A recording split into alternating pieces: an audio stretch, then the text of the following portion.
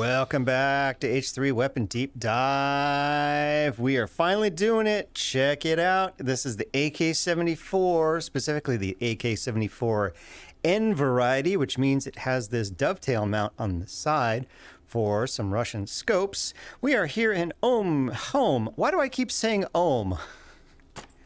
Too much electronics. Home SMG rifle, assault rifle, AK74N. We are chambered in 545x39, or at least the gun is. I'm not. So we've got all the 545 AK mags will go in this guy. Check that out. And like I said, we've got dovetail mounts for cool sights like that. Oh boy, we got so much to look at today, and it is a classic to boot. Look at that wood furniture. It is beat to snot. Let's check it out. Here is our assortment of 545x39mm magazines. We've got a little 10 rounder. We've got a little 20 rounder. Now we've got a big pile of 30s. So here's a 30 in kind of this plum color. We got a 30 in the orange color. We got a 30 in, again, the same kind of brown as that one. And then we've got the AK12 mag, which is a more modern looking polymer 30 rounder. And then you've got the big 95 round drum. Ooh, there's a lot in there. Let's take a look at the controls. I'll say it again, typical AK controls, because this is about the most typical AK there is. There's your mag well. There's your bolt on the right hand side. You've got to move it off safe before you can pull the bolt back. So left on the trackpad will move it from safe to full auto. One more click gives you semi, and then back to safe. Pull our bolt back. Now we're ready to go. Does not lock the bolt back on empty. Down on the trackpad will not eject the magazine. So you got to pull the magazine out manually, insert a new one, and pull the bolt yourself manually. There you go. Now you're ready to fire again.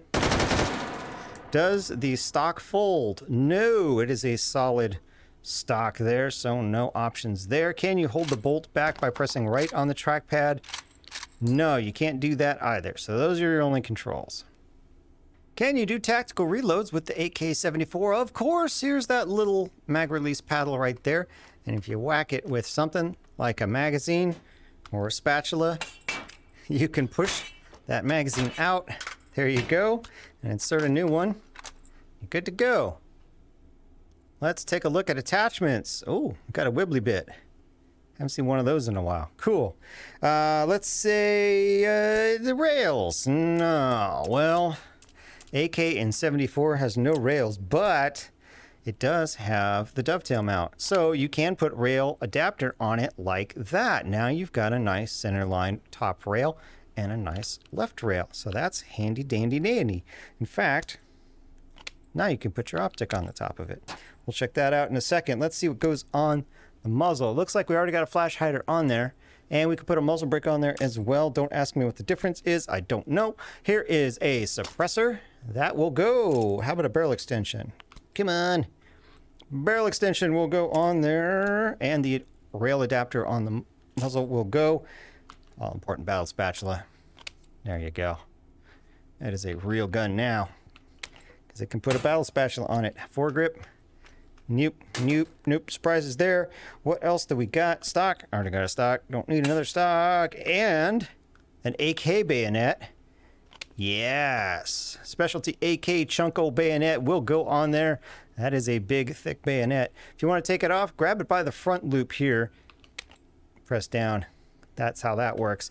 If you try and grab it anywhere over here, it's not going to do anything. You got to get way up here by that. This loop. That's the loop I'm talking about. There we go. Now the really important question is, can you put a dong on it? Can you put the AK dong foregrip on there? Yes, you can. Now you've got your dong.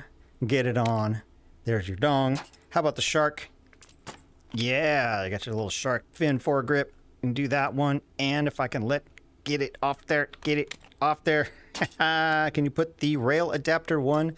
Yes, you can put a rail adapter foregrip on there, and now you've got, let me find something with rails on it. You've got rails on the bottom And on the right side, ha ha ha, didn't think you could get rails on it that easy, did ya? Let's take a look at the iron sights. Boom, there they are. That's an iron sight for you, all right.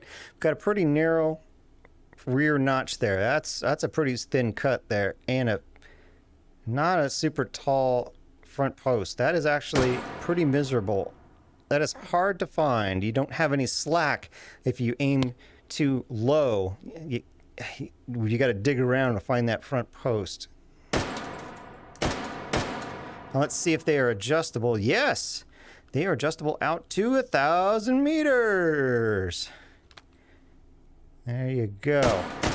Yeah, I've seen worse, but these are not good. Ugh.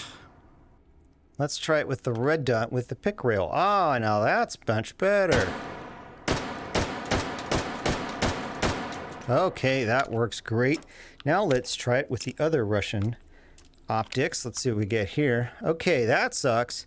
So this is a little low, so we're gonna have to kind of get up above it and get some more bullets in the bullet gun. All right, let's get up over this optic. There we go. Now we're working. Let's try it with the PSO scope, see how that works on this guy. Oh, okay, well, woof. No, okay, so this PSO scope is right inside my cornea, so I would not want to fire this for real because it would be giving me a black eye. This is really hard because it's so close. I can't, oh, yeah, this is a little much.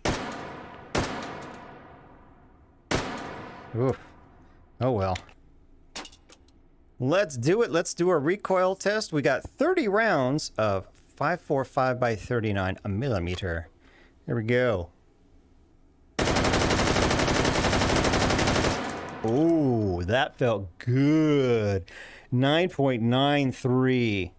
1, 2, 2 9s.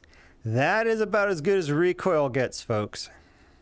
Let's try it with the additional muzzle brake on there. See if it adds to it.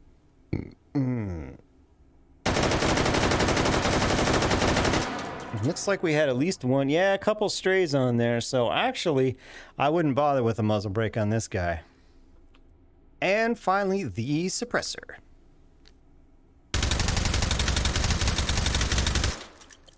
Not nearly as good. Well, I say that. 9.63. Yeah, but you can, oh, we got an 8 in there. Yeah, so you can see it wasn't nearly as good. Still a very good result. 9.6 is an excellent result, but you can see there it drifted a bunch down toward the bottom. There you have it, the classic AK74N. N stands for dovetail mount, by the way, in case I didn't mention that earlier. Till next time, I will see you.